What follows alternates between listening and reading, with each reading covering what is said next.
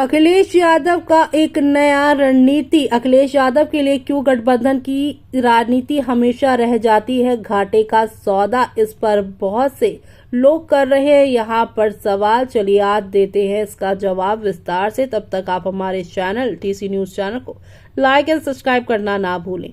लोकसभा चुनाव के बाद हरियाणा, महाराष्ट्र समेत अन्य राज्यों में होने वाले विधानसभा और यूपी उपचुनाव में समाजवादी पार्टी अकेले दम पर ताल ठोक रही है, तो वहीं अखिलेश यादव यूपी की सभी 9 विधानसभा सीटों पर सपा के सिंबल पर उम्मीदवार उतारेंगे। हालांकि इस ऐलान के बाद भी अखिलेश ने कांग्रेस के साथ होने का दावा किया। उधर कांग्रेस ने भी उपचुनाव में सपा कैंडिडेट को समर्थन देने की बात की, लेकिन राजनीतिक विश्लेषकों की माने तो यूपी उपचुनाव में अकेले सपा के सिंबल पर चुनाव लड़ने के फैसले से अखिलेश की नई रणनीति का हिस्सा माना जा रहा है। उनका कहना है कि अखिलेश यादव का किसी भी दल से गठबंधन करना हमेशा घाटे का सौदा रहा है, क्योंकि दूसरे दल का वोट सपा में ट्रांसफर नहीं होता कभी भी। दरअसल लोकसभा चुनाव के बाद अब समाजवादी पार्टी ने नजर साल 2027 विधानसभा चुनाव पर है। 9 सीट पर होने वाले उपचुनाव को सेमीफाइनल माना जा रहा है। अखिलेश यादव साल 2024 के परफॉर्मेंस को उपचुनाव में भी बरकरार रखना चाहते हैं। अगर सपा उपचुनाव में यहां पर क्लीन स्वीप करती है तो बीजेपी के लिए यूपी में जीत की हैट्रिक लगाना मुश्किल हो जाएगा। यही वजह है कि अखिलेश यादव ने उपचुनाव में पूरी ताकत झोंक दी है। हालांकि इस उपचुनाव में सपा ने कांग्रेस से सीट से समझौता न करने के बड़ा मैसेज दे दिया है। अगर उपचुनाव में नतीजे सपा के पक्ष में आए तो सपा को साल 2027 में किसी की बैसाखी की जरूरत नहीं पड़ने वाली।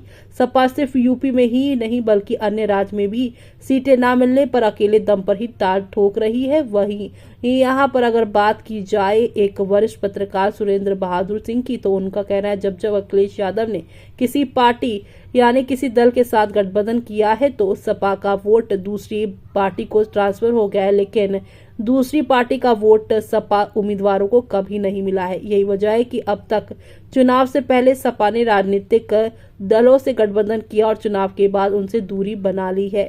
तो वहीं बताया जा रहा है कि साल 2019 लोकसभा चुनाव में सालों बाद मुलायम और मायावती एक साथ आए थे, लेकिन ये गठबंधन भी एक तरह से सपा के लिए घाटे का सौदा रहा। इस वजह से उपचुनाव में समाजवादी पार्टी का वोट भाजपा को ट्रांसफर हो गया था, लेकिन भाजपा का वोट सपा के पक्ष में नहीं मिल पाया था। यही वजह रही है कि बहुजन समाजवादी पार्टी 0 से 10 सीट पर पहुंच गई और सपा 5 सीट पर ही सीमित रह गई।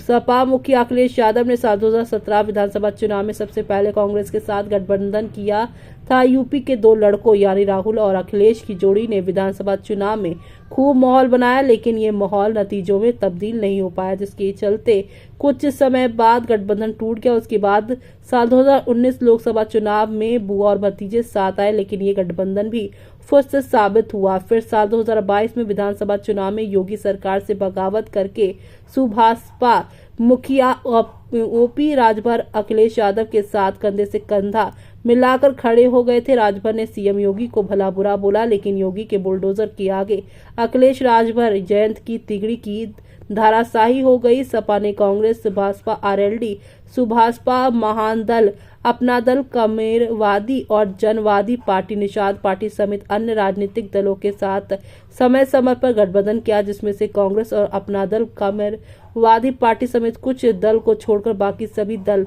अखिलेश यादव का साथ छोड़कर जा चुके हैं। कांग्रेस ने भी अखिलेश यादव का साथ छोड़ दिया था, लेकिन साल 2024 में कई दल मोदी सरकार को उखाड़ फेंकने के लिए फिर से एक साथ आए थे। हालांकि अब फिर से उनकी बीच दूरियां बढ़ती नजर आ रही हैं। ऐसे में अब आपका इस पर क्या कहना है, हमें कमेंट बॉक्स में कमेंट करके बताना बिल्कुल भी ना भूलें आप।